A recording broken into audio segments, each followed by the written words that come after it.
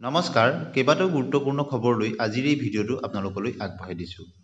প্ৰথম খবৰটি হৈছে সদৌ অসম চিকিৎসা মহাবিদ্যালয় আৰু চিকিৎসালয় কৰ্মচাৰী সংস্থাৰ শপত গ্ৰহণ OPS পুনৰ প্ৰৱৰ্তনৰ দাবী।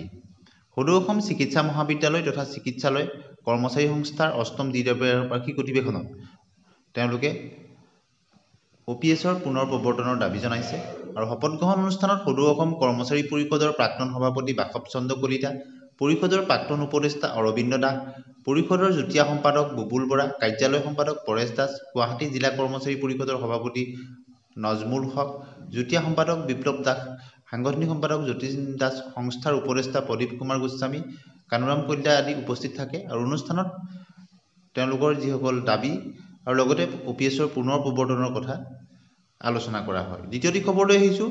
অধ্যাপক নিযুক্তিক লৈ চৰকাৰৰ নিৰ্দেশ। উচ্চ ন্যায়ালয়ৰ ৰাজ্যৰ মহাবিদ্যালয়সমূহত যি অধ্যাপক নিযুক্তিক লৈ কিছুদিনৰ আগতে কিছু বিতৰ্ক হৈছিল আৰু অৱশেষত এই সম্পৰ্কত উচ্চ ন্যায়ালয়ৰ পৰা নিৰ্দেশনা আহিল। এতিয়া আহিছোঁ তৃতীয়টো খবৰলৈ। ইউনিফাইড পেঞ্চন স্কিম 1 এপ্ৰিলৰ পৰা কাৰ্যকৰী হ'ব UPS। জানি লওক কি কি সুবিধা পাব, কিমান টকাকৈ লাভ কৰিব পেঞ্চন। 2025 চনৰ 1 এপ্ৰিলৰ পৰা দেশত ইউনিফাইড পেঞ্চন ব্যৱস্থা অৰ্থাৎ UPS কাৰ্যকৰী কৰিবলৈ ওলাইছে। এই UPS 2024 চনৰ 24 আগষ্টত কেন্দ্ৰই কেবিনেটত অনুমোদন জনাইছিল আৰু 2025 চনৰ 1 এপ্ৰিলৰ পৰা দেশত ইউনিফাইড পেঞ্চন ব্যৱস্থা অৰ্থাৎ UPS কাৰ্যকৰী কৰিবলৈ ওলাইছে। এই UPS 2024 চনৰ 24 আগষ্টত কেন্দ্ৰীয় কেবিনেটে অনুমোদন জনাইছিল আৰু চলিত বৰ্ষৰ 25 জানুৱাৰীত বিত্ত মন্ত্ৰালয়ে এই আঁচনিখন অৱগত কৰিছিল।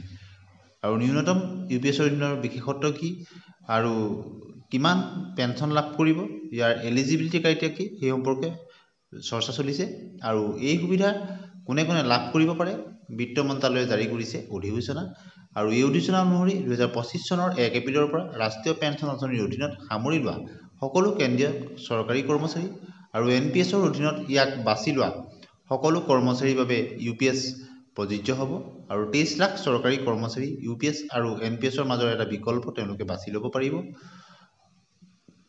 আৰু অতি শীঘ্ৰে ইয়াক কাৰ্যকৰী কৰা হ'ব।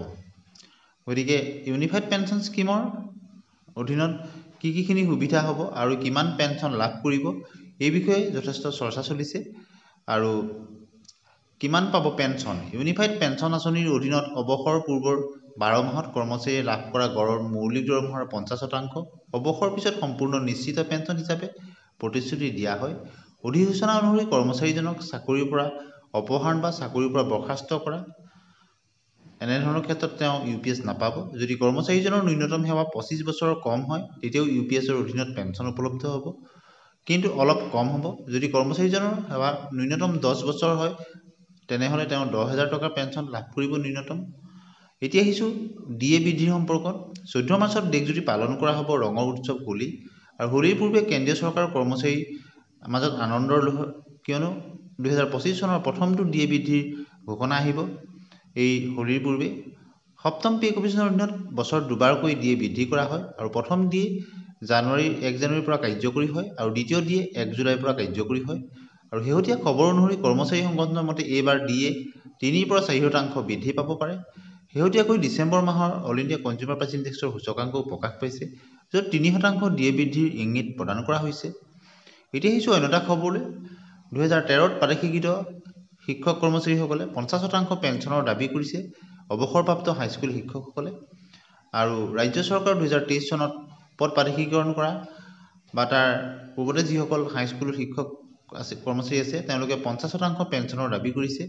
বহু শিক্ষকে ইতিমধ্যে তেওঁলোকে অৱসৰ গ্ৰহণ কৰিছে আৰু তেওঁলোকৰ ক্ষেত্ৰত যাতে 50% পেঞ্চন প্ৰদান কৰা হয় তাৰ দাবী জনাইছে। এতিয়া আহিছোঁ আশা, অংগনবাদী কৰ্মী, ৰন্ধন কৰ্মীৰ ক্ষেত্ৰত CITU আছামৰ ফালৰ পৰা তেওঁলোকে শিশু কল্যাণ মন্ত্ৰী অজন্তা নেওগ মহোদয় আৰু অসম ৰাজ্যিক অংগনবাদী কৰ্মী সহায়িকা সন্থাৰ সৈতে হোৱা আলোচনাৰ বিষয়ে তেওঁলোকে সামাজিক মাধ্যমত জনাইছিল আৰু য'ত দৰমহা বৃদ্ধিৰ প্ৰসংগটো উত্থাপন হৈছিল।